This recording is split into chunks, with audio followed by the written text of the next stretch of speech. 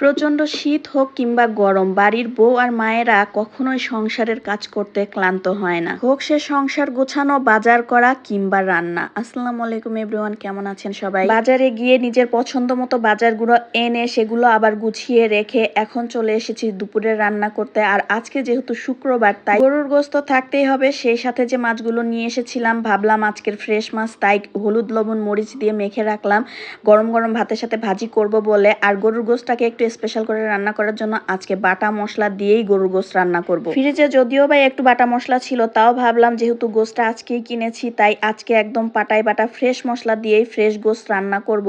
আর এভাবে সবসময় আমার শ্বশুরবাড়িতে রান্না করা হয়, যে কোনো রান্নার সময়ই মশলাটা এভাবেই রান্নার আগেই বেটে দেওয়া হয়, যার কারণে হয়তোবা অনেক বেশি মজা হয়। বাটা মশলার স্বাদ যেমন দ্বিগুণ, তেমনি করতেও কিন্তু অনেকটা বেশি কষ্ট, একটু সময়ও লাগে। এইভাবে বাটা মশলাটা দিয়ে পরিমাণ মতো হলুদ লবণ